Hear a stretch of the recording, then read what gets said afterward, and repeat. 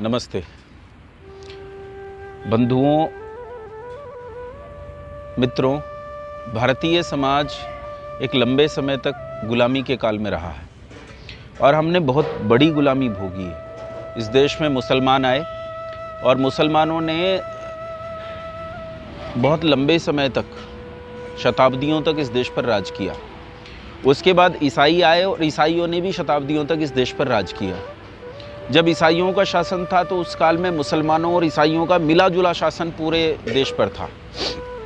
देश 1947 में आज़ाद हुआ। 1947 में जिस समय देश आज़ाद हुआ उस समय भी हैदराबाद की रियासत, जूनागढ़ की रियासत और यहाँ तक कि एक आध और रियासत में मुसलमानों का बहुत ज़्यादा प्रभाव था। और इस सब के कारण यहाँ बाहर से आए मतमतांतरों, संप्रदायों और जो अन्य सभ्यताएं इस देश में आई, उन सभ्यताओं के साथ हमारे जो व्यवहार, जीवनचर्या, दिनचर्या, हमारे सांस्कृतिक क्रियाकलाप वो आपस में घुल मिल गए। इतने हद तक घुल मिल गए कि अब उन्हें इतने लंबे काल के बाद पहचान कर निकालना मुश्किल हो रहा है कि इसमें कौन सा हमारा है और कौन सा उनका है। एक छोटी सी बात देखें। भारतीय प्राचीन सिद्धांत मानता है कि ईश्वर सर्वव्यापक है। इसे हमारे ऋषि, मनीषी, महर्षि साबित भी करते हैं, सिद्ध करते हैं विज्ञान के आधार पर, तर्क की कसौटी पर सिद्ध करते हैं कि ईश्वर कण कण में व्यापक है, ईश्वर सर्वव्यापक है, ईश्वर सब जगह मौजूद है। लेकिन तब भी यदि आज हमारे यहाँ कोई घटना घट जाती है तो हमारे लोग कहने लगे हैं कि इसे कौन जाने, तो कहते हैं ऊपर वाला जाने। ये किसने कर दिया, तो कहते हैं ऊपर वाले ने कर दिया। यह कैसे हुआ, तो ऊपर वाले को पता होगा। तो ये ऊपर वाला कैसे हो गया? जो ईश्वर सर्वव्यापक था, कण कण में व्यापक था, वो अचानक से ऊपर वाला कैसे हो गया? तो उसका सीधा कारण है ऊपर वाला हो जाने का, क्योंकि मुसलमानों की गुलामी में 700 साल तक पहले ईश्वर 7वें आसमान पर बैठा रहा अल्लाह बनकर। उसके बाद जब ईसाइयों की गुलामी आई तो यही अल्लाह 3 पायदान नीचे उतरा और 4थे आसमान पर बैठा रहा, लेकिन रहा ऊपर ही। और इस गुलामी के काल में हमारे जो उनके साथ सांस्कृतिक क्रियाकलाप गड्ढमड्ढ हुए, उसमें सिद्धांत भी हमारे बहुत मिलजुल गए आपस में। तब हम भी ईश्वर को ऊपर वाला मानने लगे। ये मानने लगे कि ईश्वर कहीं 7वें या 4थे आसमान पर रहता है, क्योंकि लंबे समय तक पिटाई भी हुई और इस पिटाई करके भी हमें बताया गया, औरंगजेब आदि न जाने कितने जंगली, जाहिल और बर्बर लोग थे जिन्होंने इस देश में भयानक अत्याचार किए और उन अत्याचारों के बाद इस देश में अपने चीज़ों को उन्होंने थोपने का काम किया। यहाँ तक कि अल्लोपनिषद लिख दी गई, अल्लाह की उपनिषद लिख दी गई। अब इससे ज़्यादा और क्या कहें। तो आइए आज जानते हैं कि आखिर हमारे सांस्कृतिक नित्य कर्म क्या थे, हमारी संस्कृति से जुड़े हुए हमारे नित्य कर्म क्या थे, जो नित्य कर्म हमारे हैं, जिसमें दूसरों का कोई लेना देना नहीं है।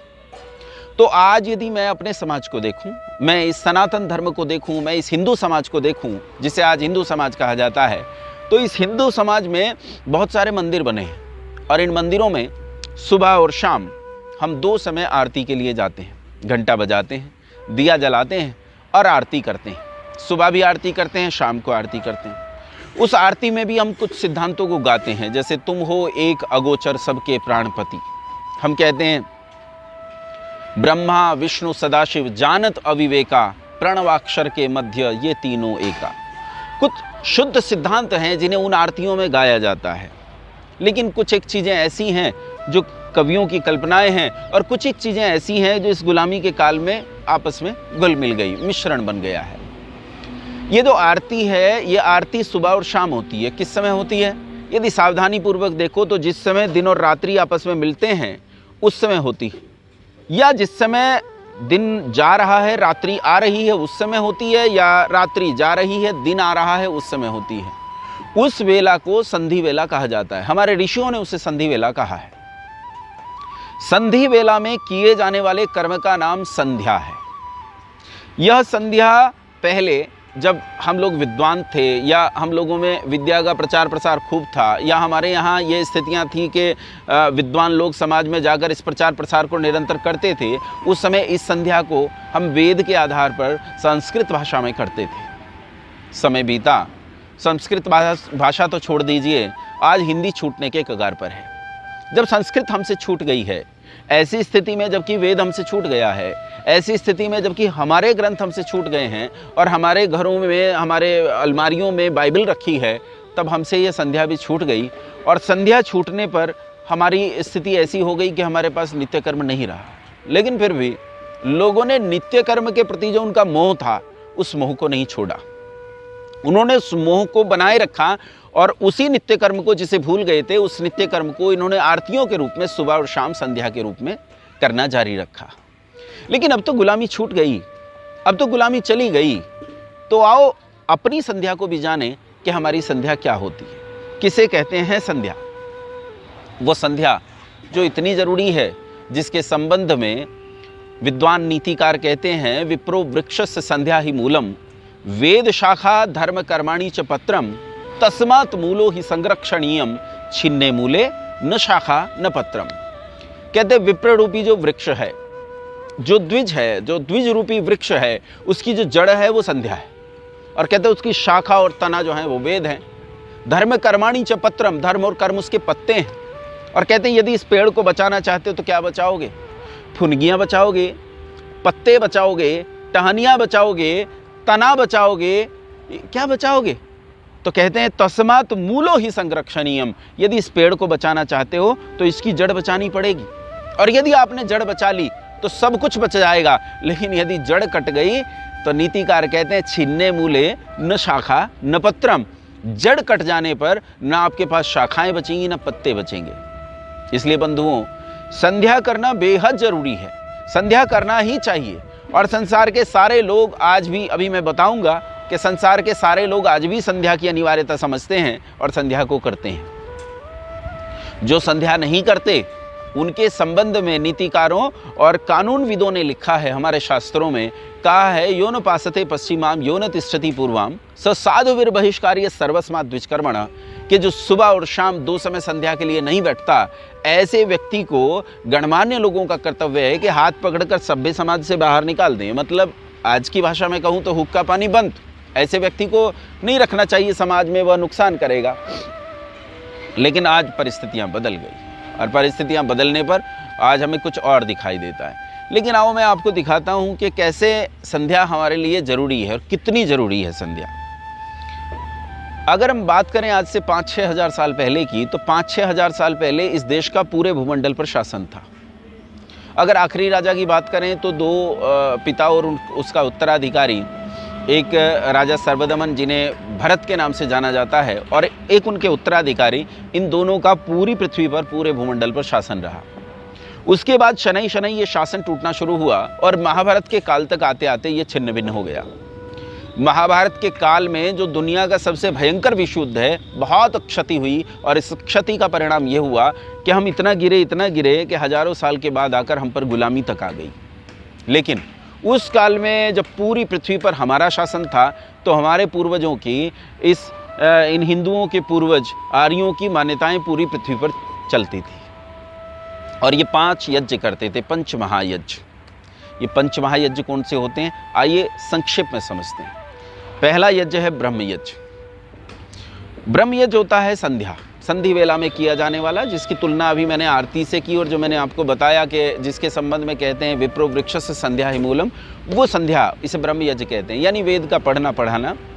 और इसके अलावा स्वाध्याय और स्वाध्याय के अलावा संध्या करना सुबह शाम, ये तीनों संध्या के अंतर्गत आ जाते हैं। सम्यक ध्यानमिति संध्या, आप कह सकते हैं ध्यान को संध्या सम्यक करने की जो तरीका है, जो अभ्यास है, उसी का नाम संध्या है। उपासना की तैयारी कर सकते हैं आप संध्या में। संध्या हमारा नित्य कर्म है। नित्य कर्म किसे कहते हैं? नित्य कर्म वो होता है जो हम प्रति दिवस करते हैं।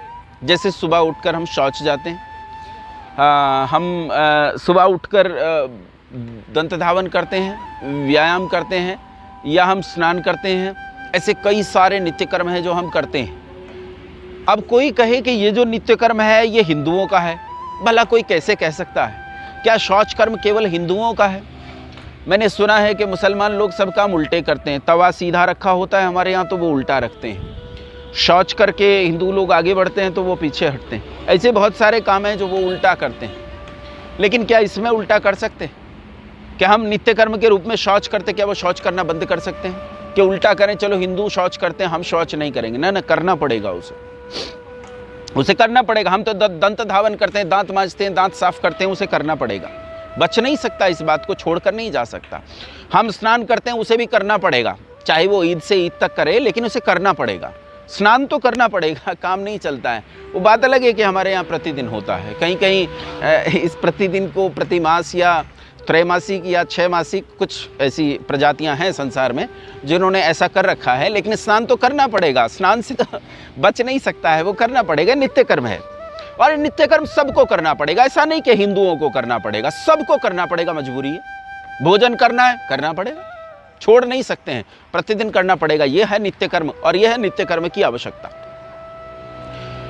तो पहला है संध्या, जो नित्य कर्म के रूप में किया जाता है। दूसरा है अग्निहोत्र। अग्निहोत्र सुबह और शाम 2 समय हम यज्ञ करते हैं। 16 आहुति सुबह और 16 आहुति शाम को हम घृत की आहुति अग्नि में डालते हैं। कुछ समिधाएं विशेष लकड़ियां होती हैं, कुछ जो विशेष लकड़ियां होती हैं उन्हें समिधा कहा जाता है। उन समिधाओं को छीनकर उनके ऊपर हम लोग घृत डालते हैं और आहुति करते हैं। 16 आहुति सुबह और 16 आहुति शाम को, और ये जरूर करना चाहिए, इसे किए बिना नहीं रह सकते। नित्य कर्म है, छोड़ नहीं सकते। ये सबको करना चाहिए, हिंदुओं को करना चाहिए, मुसलमानों को करना चाहिए, ईसाइयों को करना चाहिए, यहूदियों को करना चाहिए, सबको करना चाहिए। अग्निहोत्र के बाद अगला जो यज्ञ आता है वो यज्ञ आता है पितृयज्ञ। पितृयज्ञ का अर्थ है जीते माता पिता की सेवा करना। जो मेरे माता पिता हैं, बड़े हैं, मेरे दादा दादी चाचा जो गुरुजन हैं, बड़े हैं, इन सब की सेवा करना, शुश्रूषा करना, ये पितृयज्ञ के अंतर्गत आता है। उनका तर्पण करना, उनका श्राद्ध करना, श्राद्ध कहते हैं उनमें ठीक ठीक उनकी सेवा करना, ये श्राद्ध है। श्राद्ध का कोई और मतलब नहीं लगा लीजिएगा।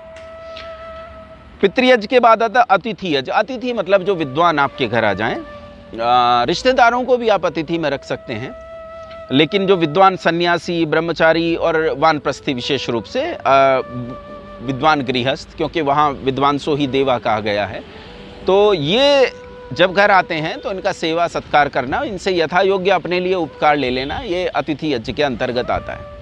अतिथि का कुछ और लोग अर्थ करते हैं, कहते हैं बिना तिथि के जो आ जाए उसे अतिथि कहते हैं, तो ये सर्वांश में ठीक नहीं है।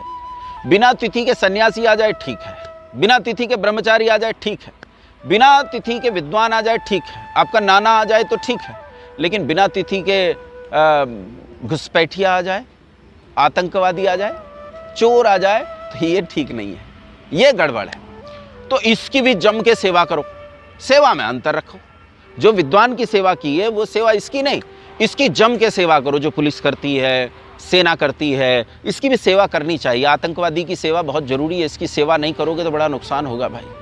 हमने लंबे काल से इनकी ढंग से सेवा नहीं की है, अब कुछ दिनों से सेवा शुरू तो हुई है।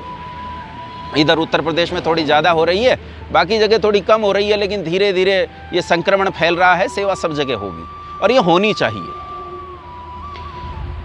अतिथि के बाद आता है एक बलि वैश्वदेव यज्ञ। बलि वैश्वदेव यज्ञ होता है हम पर जो आश्रित हैं, हमारे गाय भैंस या हमारे आसपास रहने वाले पशु पक्षी, चिड़िया, कुत्ते, बिल्ली, कृमि, कीट, इन तक इनका हिस्सा पहुंचाना। आपका भोजन है उसमें इनका हिस्सा है, आपकी चीज़ें हैं उनमें इनका हिस्सा है, इनका हिस्सा इन तक पहुंचाना, ये बलि वैश्वदेव यज्ञ जाता है। जैसे हमारे यहाँ एक परंपरा थी, चींटी निकलती थी तो माएँ उस पर आटा डाल देती थी, चींटी अपना हिस्सा लेकर चली जाती थी।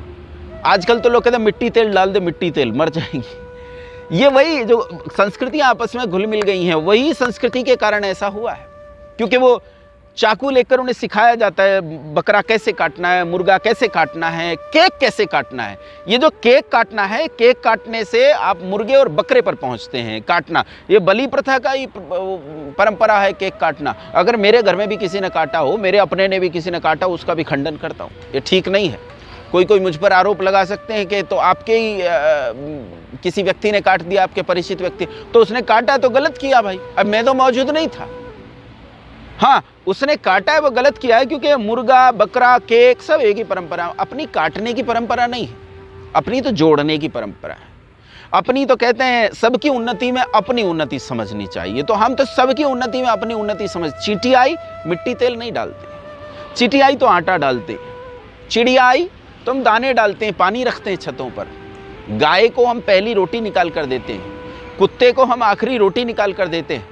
हमारे घर पर कोई भी आ जाए, हम उसकी हर आवश्यकता की पूर्ति करने का प्रयास करते हैं। कुत्ते बिल्ली तक आ जाएं तो उनकी आवश्यकताओं की पूर्ति करने का प्रयास करते हैं। इसे बलि वैश्व देवी यज्ञ कहते हैं। ये पंच महायज्ञ मैंने बताए। अब आओ संप्रदाय पर आते हैं। सबसे पहले पूरे भूमंडल पर आर्यों का शासन था। यही आर्य जब गिरे तो बौद्ध, जैन और पारसी बने। इनमें पारसियों के यहाँ जाओ तो उनका जो जिंदवेस्त नाम का पुस्तक है उसमें अभी भी वेद के ही 75 से 80% शब्द प्रयोग किए जाते हैं। इस जिंदवेस्त पुस्तक के आधार पर वो दिन में वेदी बनाते हैं और दिन में 5 बार अग्नि जलाते हैं। पंच महायज्ञ को आज भी करते हैं। बिगड़ गया, याद नहीं उन्हें कैसा कैसा होता है, लेकिन आज भी 5 बार अग्नि जलाकर प्रतीक स्वरूप वो पंच महायज्ञ करते हैं। पारसियों से बिगड़कर बने यहूदी भी इस अग्नि जलाने के क्रम को चाहे मोमबत्ती के माध्यम से करते हो, लेकिन 5 बार करते रहे। यानी इन्होंने भी पंचमहायज्ञ करना नहीं छोड़ा। फिर उनसे बिगड़कर बने ईसाई समझते हो ना, ईसा की जो संतान चली है ईसाई। ईसा समझते हो? ईसा जो मरियम का बेटा था, पिता तो था नहीं इसका, है ना। वो तो ख्वाब में खुदा आया, गर्भ ठहर गया। वो बात अलग है कि मेडिकल साइंस इस बात को नहीं मानता है, लेकिन ईसाई मानता है। ईसाई कहता है ख्वाब में खुदा आ जाए तो गर्भ ठहर जाता है। अच्छा, मैं सोचता भी हूँ कि फिर ये जो सामान्य लोगों का जो क्रम चल रहा है विवाह आदि का, संतान पैदा करने का, ये ईसाइयों को नहीं करना चाहिए। ये तो सोएं, ख्वाब देखें, बच्चे पैदा करें, हैं। स्त्रियां तो स्त्रियां, पुरुष भी करें, लेकिन ऐसा होता नहीं है। पर उनके यहाँ ऐसी परंपरा है, वो कहते हैं कि मरियम को ख्वाब आया और गर्भ ठहर गया। ईसा जो है वो यहूदियों के घर में पैदा हुआ, लेकिन इसने खड़े होकर कहा कि नहीं, ये रोज 5 बार अग्नि जलाने का काम ठीक नहीं है। तो उसने एक रविवार का दिन मुकर्रर कर दिया कि रविवार के दिन आप मोमबत्ती जलाओ। कितनी मोमबत्ती? तो उनका मोमबत्ती स्टैंड उठाकर देखिए चर्च में जाकर, उसमें 5 मोमबत्ती रखने की जगह होती है। यानी इन्होंने भी पंचमहायज्ञ को नहीं छोड़ा। ये बिगड़ तो गया, खराब तो हो गया, लेकिन आज तक उस पंचमहायज्ञ को करने की परंपरा में इन्होंने छोड़ा नहीं है, उसे कर रहे हैं। उसके बाद आए मुसलमान, जो इन्हीं यहूदियों, इन्हीं ईसाइयों से पैदा हुए। और इन मुसलमानों ने कहा ये आग जलाने का, मोमबत्ती जलाने का सिस्टम बेकार है। ऐसा करते हैं दिन में 5 बार ईश्वर का नाम लेते हैं। वो बात अलग है कि वो ईश्वर का नाम उन्होंने अल्लाह रख लिया है, खुदा रख लिया है। तो कोई मुझसे पूछ रहे थे कि अल्लाह क्यों, अल्लाह क्यों है? तो मैंने कहा वो बाइबल में लिखा है कि पहले कुछ न था, केवल परमात्मा का आत्मा जल पर डोलता था। अच्छा, पहले कुछ न था पर जल था। कहते हैं पहले कुछ न था, परमात्मा का आत्मा जल पर डोलता था। पहले कुछ न था पर जल था, और इस जल पर अल्लाह का आत्मा डोलता था। तो जल पर डोलता था ना, इसलिए आला हो गया होगा। हमारा जो ये क्षेत्र है, इस क्षेत्र में जब भीग जाती है कोई चीज़ तो उसे आला बोलते हैं, आला हो गया। तो शायद इसलिए उसका नाम अल्लाह होगा। और क्योंकि पानी खोद कर भरा गया होगा, इसलिए खुदा है। तो ये जो अल्लाह है, ये जो खुदा है, उसका 5 बार नाम लेना, उसे नमाज कहते हैं। लेकिन पंचमहायज्ञ की परंपरा को अभी भी नहीं छोड़ा। दुनिया में मुसलमान कहीं रहता हो, वहीं 5 बार वो नमाज अता करता है। ये पंचमहायज्ञ की बिगड़ी हुई परंपरा है, इसके अलावा कुछ नहीं।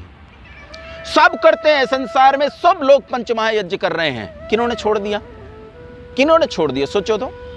आपने छोड़ दिया, आपने छोड़ दिया, हमने छोड़ दिया। सब कर रहे हैं, बाकी सुधरे बिगड़े कैसे भी कर रहे हो, लेकिन सब कर रहे हैं, हमने छोड़ दिया। यही हमारे नित्य कर्म है, ये पंच महायज्ञ हैं। इन्हें प्रतिदिन करना चाहिए और कोई दिवस इनसे हीन नहीं जाना चाहिए। कैसे किया जाता है संध्या और यज्ञ, आइए वह भी सिखाते हैं कि कैसे संध्या और यज्ञ किया जाता है। पूरी संध्या एक बार देख लीजिए, पूरा यज्ञ एक बार देख लीजिए। आइए देखते हैं कैसे किया जाता है संध्या और यज्ञ, और फिर इसे प्रण कीजिए कि संध्या और यज्ञ हमारे दैनिक जीवन में से किसी सूरत में नहीं हटेगा, बिल्कुल नहीं हटेगा, बल्कि इसे स्थापित करेंगे। भारतीय संस्कृति है, इस समय तो उत्थान हो रहा है, उन्नति हो रही है, लोग भारतीय संस्कृति को अपना रहे हैं। अरे वसीम रिजवी जैसे एक बड़े मुस्लिम आदमी ने इस आदरणीय मत को स्वीकार किया है और उसमें बैठकर आनंद ले रहा है, उसे आनंद आ रहा है। कोई कहता है कि मैं हिंदू होकर सुखी हो गया हूँ, मुझे आनंद आ गया है। वो हिंदू आदि शब्दों पर कुछ लोग चर्चा कर सकते हैं, वो एक अलग विषय। लेकिन कुल मिलाकर वो व्यक्ति हमारी ओर आया, सनातन धर्म की ओर आया, सनातन धर्मी हुआ, और ये कहकर वो आह्लादित हो रहा है। तो आओ बंधुओं, हम भी सनातन धर्म की ओर बढ़ें। हम तो हैं ही सनातन धर्मी, कम से कम अपनी परंपराओं को जानें।